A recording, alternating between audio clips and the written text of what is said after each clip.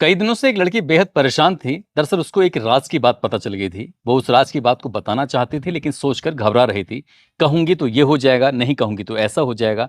वो बार बार सोच रही थी और उसके दिमाग में आता कि क्यों ना कह दूं, लेकिन कहने पर वो डर रही थी। सोचने पर इसलिए मजबूर थी क्योंकि 2 दिन के बाद उसकी शादी भी होने वाली थी। आखिरकार वो चाहती थी कि अगर मैं शादी होकर यहाँ से चली गई और ये राज की बात यहीं रह जाएगी तो कहीं ऐसा ना हो कि अर्थ का अनर्थ हो जाए, कुछ बात बहुत बड़ी ना हो जाए। आखिरकार उसने सोचा कि शादी से पहले वो एक पत्र लिखती है और पत्र लिखने के बाद जिस व्यक्ति की बात है वहां तक पहुंचा देगी। आखिरकार उसने पत्र लिखा और पत्र लिखने के बाद वो सोच रही थी जब भी मौका होगा तुरंत ही वो ले जाकर दे देगी। इसलिए उसने उस पत्र को बड़े छुपा के रखा, एहतियातन रखा।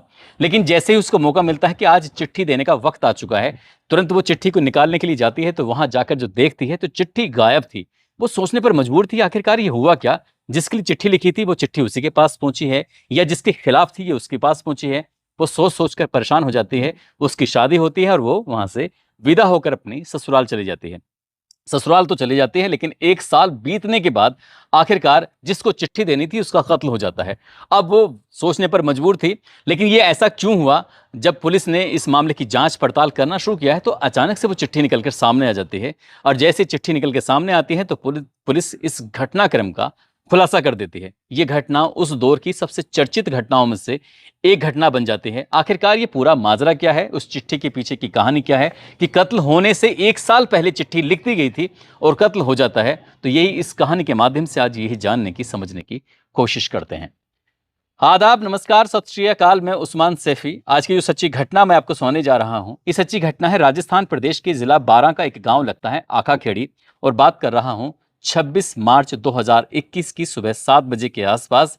राजू नाम का लड़का जो इसी गांव का रहने वाला होता है, वो अपने चाचा के यहाँ पर दूध लेने के लिए जा रहा था। और जैसे ही उसने अपने चाचा का दरवाजा सुबह 7 बजे बजाना शुरू किया, खटखटाना शुरू किया है, आहट करना शुरू किया है, लेकिन वहां से कोई रेस्पॉन्स नहीं आ रहा था। परेशान हो जाता है, कभी चाचा को आवाज लगाता है तो कभी चाची को आवाज लगाता है तो कभी अपने छोटे भाई और बहनों को आवाज लगाता है, लेकिन कोई रेस्पॉन्स नहीं आ रहा था। काफी देर हो जाती है। उसके बाद उसे लगता है कि जो उसकी एक रोज की आदत थी, क्योंकि रोज दूध लेने के लिए उससे इस घर में आना ही होता है।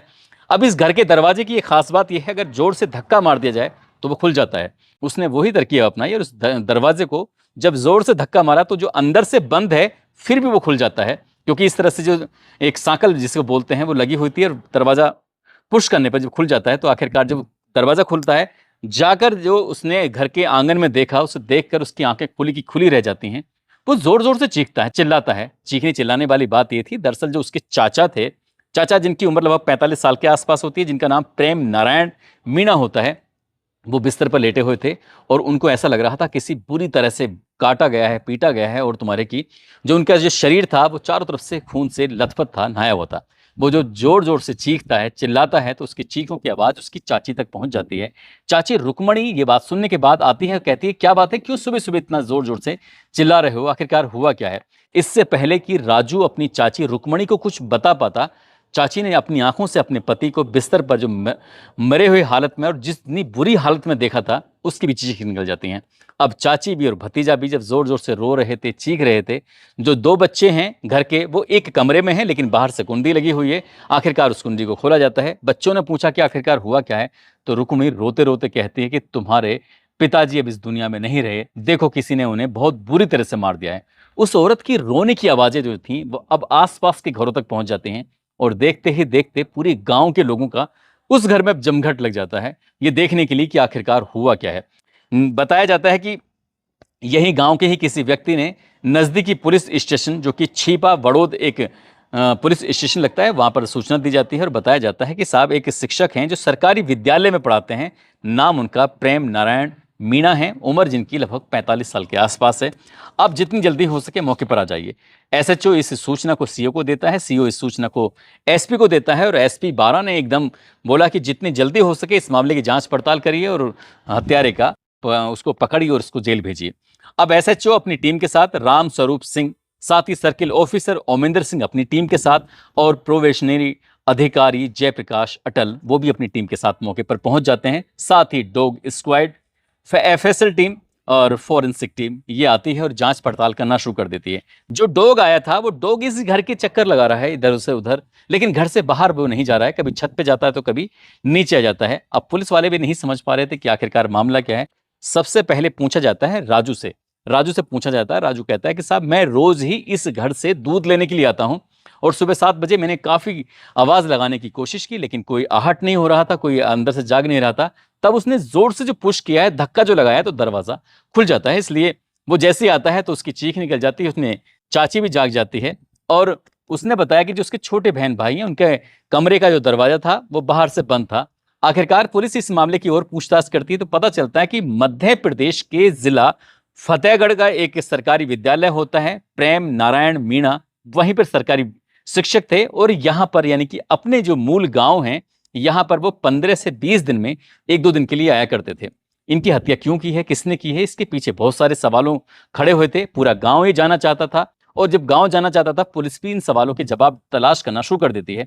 अब पुलिस ने गांव के ही दुश्मनों की, दोस्तों की, सभी की सूची तैयार कर ली। सभी से बारी बारी से पूछताछ की, खासकर राजू से पूछताछ की, क्योंकि राजू ने सबसे पहले अपने चाचा को जिस हालत में देखा था तो कहीं ना कहीं राजू भी पुलिस के लिए सस्पेक्टेड था।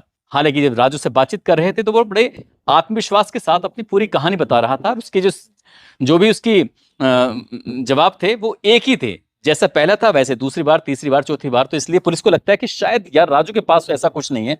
अब उसकी जो पत्नी थी रुक्मणी, उससे पूछा जाता है तो रुक्मणी भी एक तरह के जवाब दे रही थी। ऐसा भी नहीं लग रहा था कि कोई रुक्मणी किसी बात को छिपाने की कोशिश कर रही हो।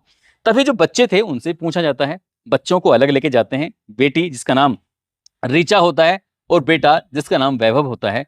वैभव और ऋचा से जब पूछा जाता है तो वैभव और ऋचा ने बातचीत करना शुरू कर दिया और बातचीत करते करते रोते रहे अपने पिता को देखकर, क्योंकि इनके पिता तो मर चुके थे। इसके बाद जो बेटी होती है ऋचा, वो घर जाती है अंदर कमरे में जाने के बाद और एक चिट्ठी लाकर दे देती है। जैसी चिट्ठी लाकर देती है तो उसके बाद फिर पुलिस पूछती है कि इस चिट्ठी में क्या लिखा हुआ है। वो कहती है कि ये चिट्ठी हमारी बड़ी वाली बहन ने शादी से 1-2 दिन पहले लिखी थी और हमने इस चिट्ठी को अपने पास छुपा के रख लिया था। बोली ये बात कब की है, तो ये बात साल 2020 की थी, मर्डर 2021 में होता है। 1 साल इस बात को हो जाता है। आखिरकार पुलिस ने जो उस चिट्ठी को खोला और चिट्ठी को खोलने के बाद जो पता चलता है तो पुलिस भी हैरान हो जाती है। दरअसल उस चिट्ठी में लिखा था कि मैं अपनी माँ को बदनाम नहीं करना चाहती, लेकिन पिताजी जो घर का नौकर है ना, ये घर में रहना नहीं चाहिए। बस इतना उसने लिखा था। अब नौकर के बारे में पूछा जाता है तो नौकर का नाम होता है जितेंद्र उर्फ जीतू बैरबा, जो कि छीपा बड़ौद थाना क्षेत्र के गांव परोलिया का निवासी होता है। अब पुलिस ने उससे पूछताछ करनी शुरू की, उसके बारे में पता किया तो साल 2019 में उसने इस घर में एंट्री मारी थी। साल 2019, 2020, 2021 ये 2 साल लगातार रहता है। आखिरकार जब उसके बारे में पूछा जाता है तो उसके बारे में पता चल जाता है, पुलिस उसको भी हिरासत में लेती है। अब रुक्मणी से पूछा जाता है पूरी कहानी के बारे में तो रुक्मणी बताती है कि 65,000 रुपए प्रति वर्ष के हिसाब से उसको रखा गया था कि वो खेती बाड़ी भी करेगा और खेती की रखवाली भी करेगा। जो पति है वो मध्य प्रदेश के फतेहगढ़ जिले के अंदर सरकारी विद्यालय में शिक्षक है। वो महीने में 1 या 2 दिन के लिए मुश्किल से आता है और वो चला जाता है। पति की दूरी और नौकर का घर में रहना, दरअसल ये जो अब अपने से 8 साल छोटे इस नौकर से रुक्मणी अटैच हो जाती है और उसके साथ वो प्यार मोहब्बत के जाल में फंस जाती है और इतना नजदीक पहुंच जाती है कि वो ये भूल जाती है कि आखिरकार कहीं कोई छुप के इसको देख तो नहीं रहा है। जो बड़ी बेटी थी उसने शादी से कुछ दिनों पहले ही अपनी मां को उस नौकर के साथ आपत्तिजनक स्थिति में देख लिया था और यही बात वो अपने पिता को बार बार बताने की कोशिश कर रही थी, लेकिन समझ नहीं पा रहे थे कि आखिरकार एक बेटी अपने पिता से ये बात कहे तो कहे कैसे, क्योंकि एक पिता से बेटी बात नहीं कर सकती। हालांकि मां से बेटी जरूर बात कर सकती है, लेकिन सारे के सारे जो ऐप थे, परेशानियां थी, वो मां से ही तो थी। फिर भी उसने एक चिट्ठी लिखी और चिट्ठी लिखने के बाद उस बात को बताने की कोशिश में जुटी हुई थी, लेकिन उस बात को बता नहीं पाती क्योंकि चिट्ठी जो उसने छुपा कर रखी थी, छोटे भाई बहनों ने उस चिट्ठी को देख लिया था और चिट्ठी को अपने पास रख लिया। उन ना समझ बच्चों को इतना भी नहीं पता था कि आखिरकार इस चिट्ठी को देना है कि नहीं देना है। पिता से कई बार जिक्र कर देते, कुछ भी कर सकते थे, लेकिन जैसे ही पुलिस को चिट्ठी देते हैं तब आखिर पुलिस रुक्मणी से पूछताछ करती है। अब ये पता चलता है कि इस नौकर के साथ उसके शारीरिक संबंध बन जाते हैं। वो जब मन करता था, जब घर में आता था, जैसे चाहता था वैसे रहता था और रुक्मणी भी इस रिश्ते को लेकर बेहद खुश रहती है। लेकिन जो कभी कभार उसका पति जो सरकारी शिक्षक है वो घर पे आता था, एक बार उसने भी अपनी पत्नी को कुछ ऐसी हरकतें करते देख लिया उस नौकर के साथ जो 8 साल छोटा होता है।